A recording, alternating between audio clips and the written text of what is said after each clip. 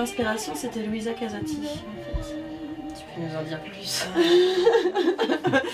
Donc, c'est une mécène, on va dire ça comme ça, un peu tarée, qui commandait à des artistes prestigieux des portraits d'elle.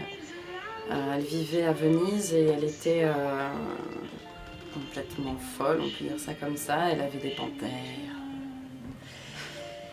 Elle faisait comment on dit, des réunions occultes. Enfin, voilà, c'est un personnage absolument fascinant et il y a notamment un portrait d'elle fait par Man Ray où en fait il a pris son portrait à la bougie et donc du coup avec la flamme de la bougie, la photo est complètement floue.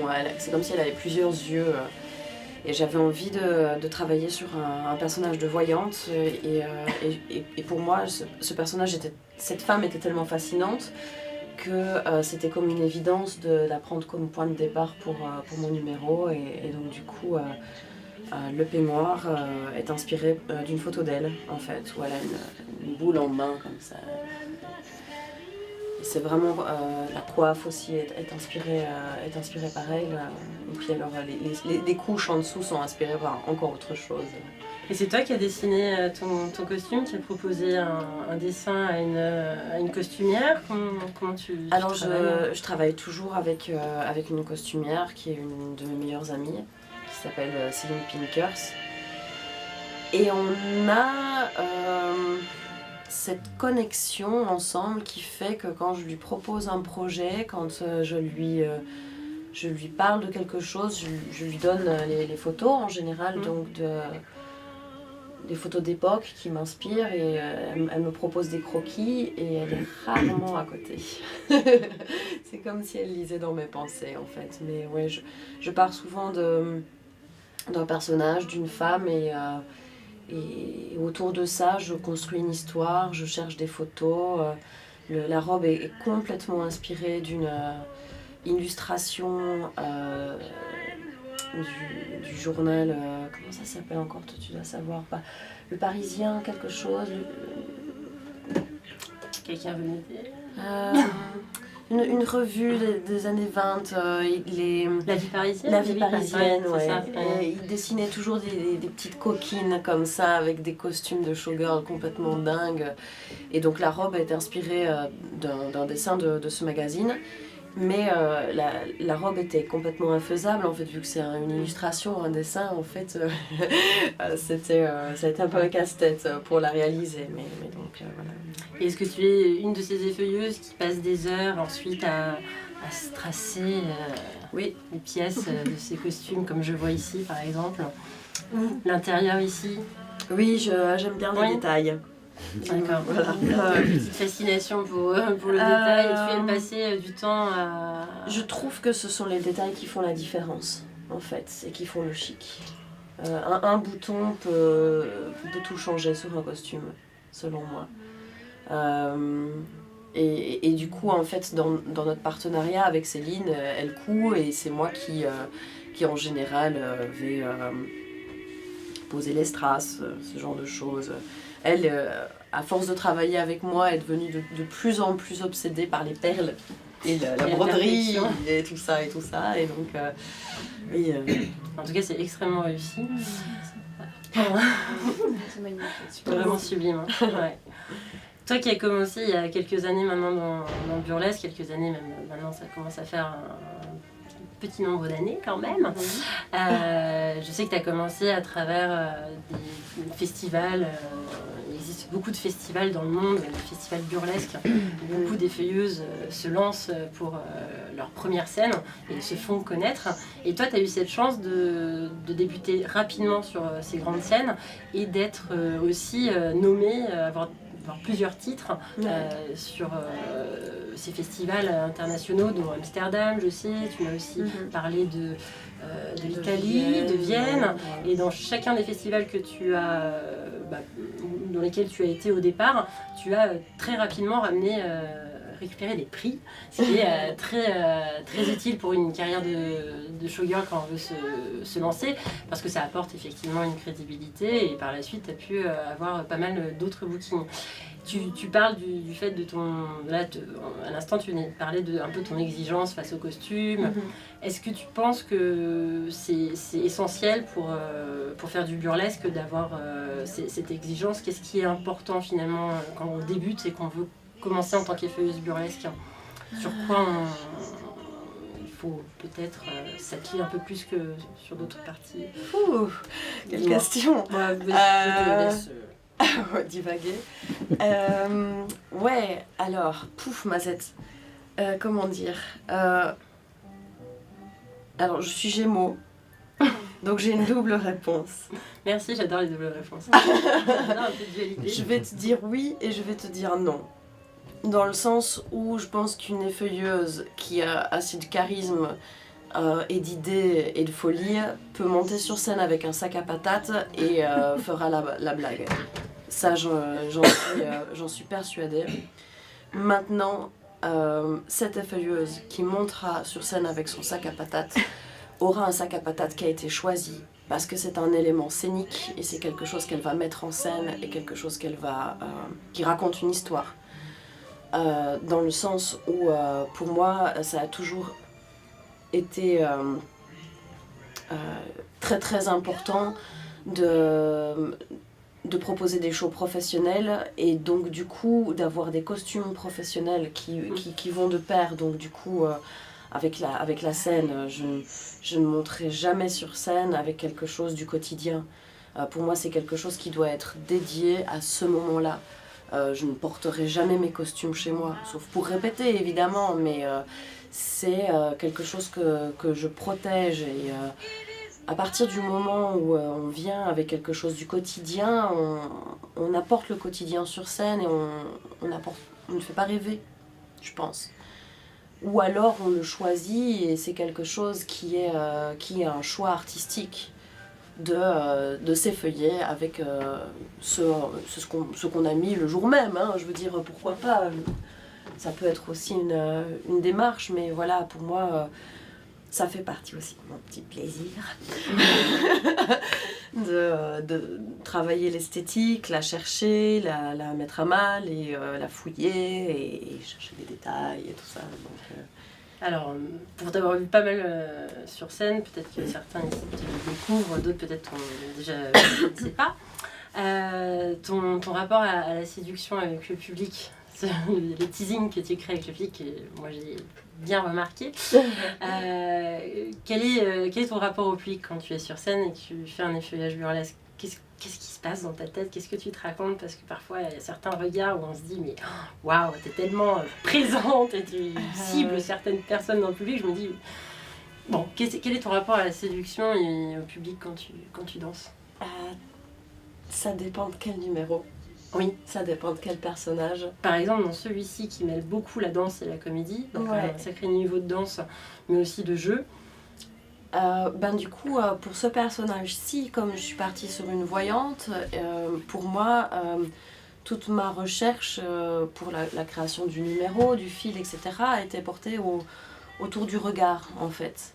De l'œil de Pan, le regard dans l'avenir, le regard, tout ce qu'on peut imaginer qu'une diseuse de bonne aventure peut faire. Et donc du coup c'était très important pour moi de travailler là-dessus, sur le regard, un regard qui est posé et qui sonde en fait, et donc du coup après le personnage se fait prendre par son propre jeu et s'envoûte lui-même, et donc du coup le regard change en fait, se retourne, mais tout est axé là-dessus.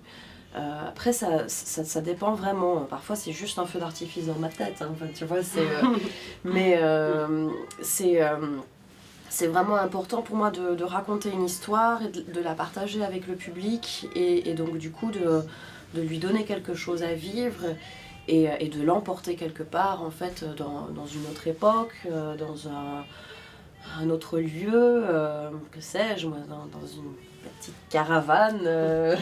Donc, voilà. Ouais, est-ce qu'il y en a parmi vous qui seraient tentés d'avoir une question à poser à Colette, par hasard, pourquoi pas, maintenant? Oui. Attention le regard. Ah non, mais j'en ai pas besoin de question. Depuis combien de temps peut-être vous pratiquez le burlesque? Le burlesque, je pense que ça doit faire 6 ans, quelque chose comme ça. Ouais. Et la danse plus généralement? La danse, j'ai commencé à 3 ans. Ok. Donc ça a toujours fait partie de ma vie.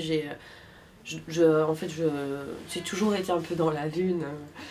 Et je dansais toute seule. Et donc ma mère m'a mis au ballet. Enfin, c'était quelque chose d'assez logique. Et j'ai appris à danser avant de savoir écrire, quoi. Vraiment, ça a fait partie de mon monde. Quand, à un moment donné, j'ai arrêté pour faire des études de théâtre. Et en fait, je me faisais tout le temps engueuler au conservatoire parce qu'ils me disaient arrête de danser. Arrête de danser. Elle fait de la danse alors, à ce moment-là. Et donc, du coup, c'était drôle parce que je devais vraiment lutter corporellement pour avoir quelque chose de moins. Enfin, de plus. De me mettre dans d'autres peaux en fait, dans des choses plus quotidiennes parfois. Mais c'est un retour qu'on me donnait souvent. Et donc, j'ai été pendant ces études très très frustrée de ça en fait, de ne pas pouvoir mêler les deux. Et puis à un moment donné, c'était une évidence. C'était bon, allez meuf, ça va, fais de la danse. Et du coup, pourquoi la bascule à l'effeuillage burlesque? Pourquoi être allée vers cette discipline? Comment tu as rencontré cette discipline et pourquoi tu t'es dit à un moment je me lance à cœur perdu C'est les hasards de la vie. Comment on le dit? Enfin, ouais, non, en fait, donc j'étais pas mal obsédée par la danse-théâtre. Du coup, après le conservatoire, donc j'ai beaucoup regardé. Il se passe pas mal de choses autour de ça en Belgique avec Michel-Anne Demey, Anne-Thérèse de Kessmaker, Pina Bausch, enfin, c'est en Allemagne, mais bon, c'est toutes des choses qui me fascinaient. Mais je trouvais en même temps la danse contemporaine super chiante. Tous ces gens qui couraient tout nus en faisant je trouvais ça lourd. peur aussi, alors. Ouais, enfin, je trouvais ça en fait tellement pas concret, tellement pas vivant, tous ces états émotionnels. Et donc j'avais vraiment envie et besoin de trouver la vérité du théâtre et en même temps l'esthétique de la danse et la corporalité et de tout mettre ensemble. Et je tournais à ce moment-là avec une compagnie de théâtre de rue où on travaillait sur l'intime en fait. Donc on était dans un parapluie face à face avec un public à la fois, une personne, une à une dans le parapluie pour dire quelque chose. Et tout ce travail autour de l'intimité m'a beaucoup plu et m'a amené à me questionner sur ma propre sensualité aussi. Parce qu'en fait, cette image de femme avec le parapluie et les gens qui viennent comme ça sous le parapluie, ça réveillait pas mal l'imagination des spectateurs autour, en fait. Et donc, du coup, c'est comme ça que j'ai approché la démarche autour de l'érotisme. Et ensuite, je cherchais du boulot. Et concret, voilà. Et en fait, je suis tombée sur une annonce sur internet qui disait tu aimes la danse, tu aimes le théâtre, tu aimes le cabaret, tu aimes les années 20, tu aimes... Oui. Alors, pointe-toi, machin bidule truc. Une audition. Alors évidemment, j'étais à la bourre. J'étais en retard. L'audition qui avait lieu à Bruxelles avait déjà eu lieu et il restait une audition à Gand. Et donc du coup là, j'ai préparé un numéro burlesque en une après-midi. Je me suis complètement... j'ai senti en fait qu'il y avait quelque chose d'important qui m'attendait là derrière. Et j'étais dans un état, oh mon Dieu, j'étais dans un état de stress le jour de cette audition, comme ça. J'avais prévu des projections vidéo sur moi. En fait, j'avais prévu un numéro nu où je m'habillais. Parce que, étant comédienne, on aime bien pas faire comme tout le monde. Donc je me suis dit, avec ton vidéoproche. C'est ça. Le but, ils veulent que je me déshabille. Ben, je vais m'habiller. Comme ça, ils se souviendront de moi. Et ça a marché. Du coup, j'ai fait ce numéro avec les vidéos prod. Enfin, non, à la base, en fait, la nana qui a vu ça a dit oh, c'est génial, hein, c'est très très beau, mais si tu veux que je foute avec ça, quoi. Moi je caste pour une revue, pour un cabaret, donc j'ai besoin de showgirl, etc. Et C'était Lady Flo, c'est ça? ouais, c'était Lady Bah Flo. oui, c'était Lady Flo qui est une productrice en Belgique actuellement qui tourne très bien. Et du coup, moi j'étais démunie parce que je sentais qu'il y avait quelque chose pour moi là qui m'attendait. En même temps, je suis pas une showgirl, donc j'étais vraiment juste là, que faire?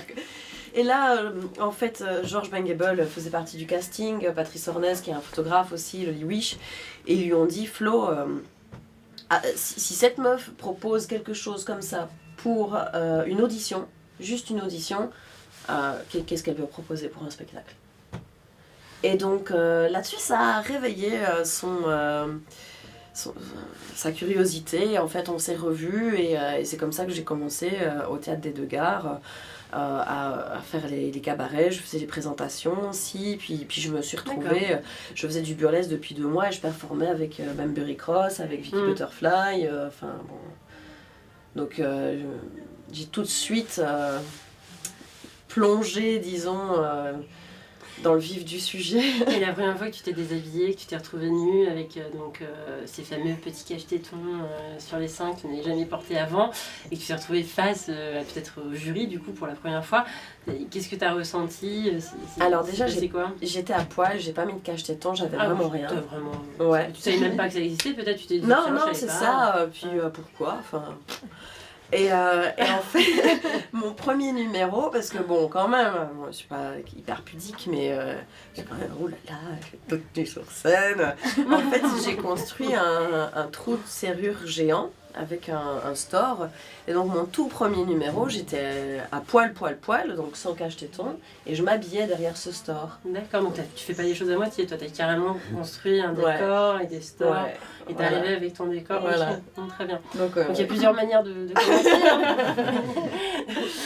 Ouais, je suis un peu juste boutiste dans certains trucs. Mais donc du coup, et pour moi, c'était pas encore vraiment c'était censé être mon premier numéro burlesque, mais ça l'était pas vraiment en fait. Mon premier numéro burlesque, c'était une aviatrice et je dansais avec... je faisais une fan dance. Et en fait, là... Georges m'a vu et il a fait ok, c'est bon,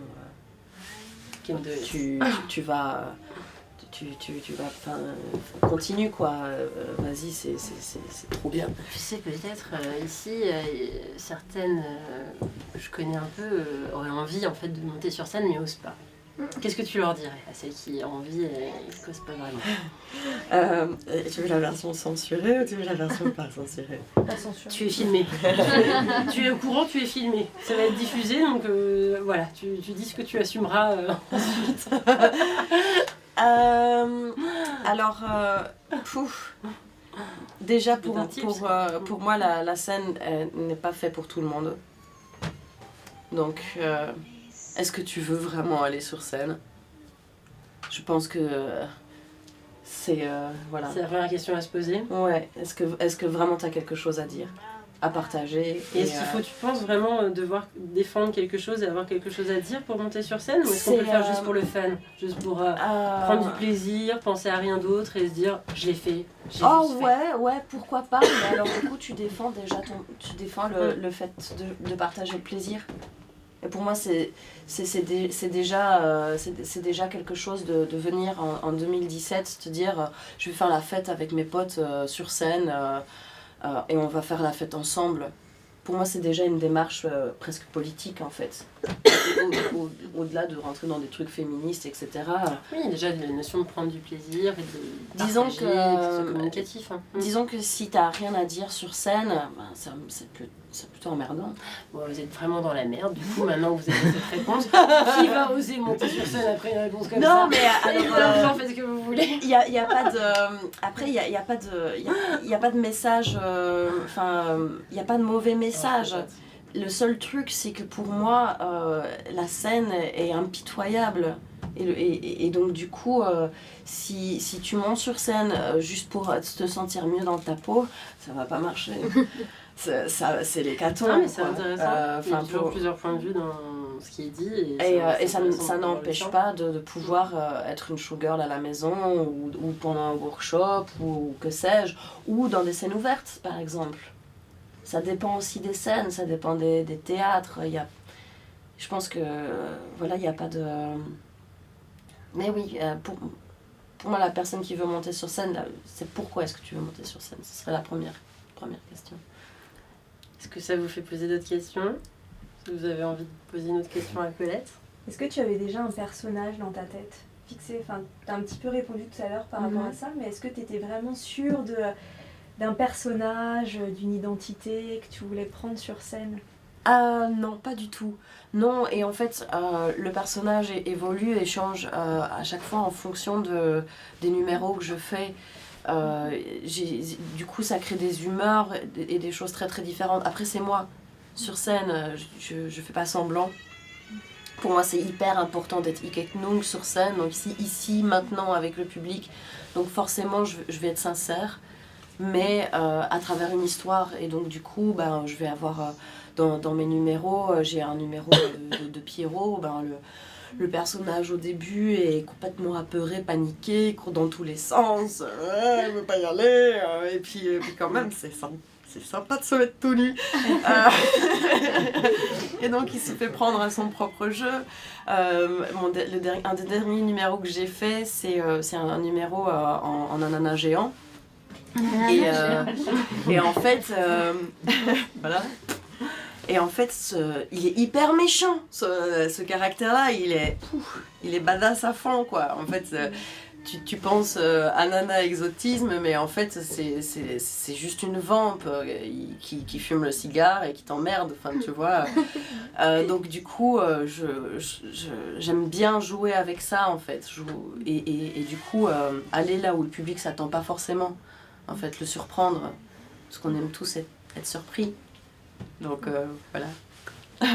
Merci Colette. Avec plaisir.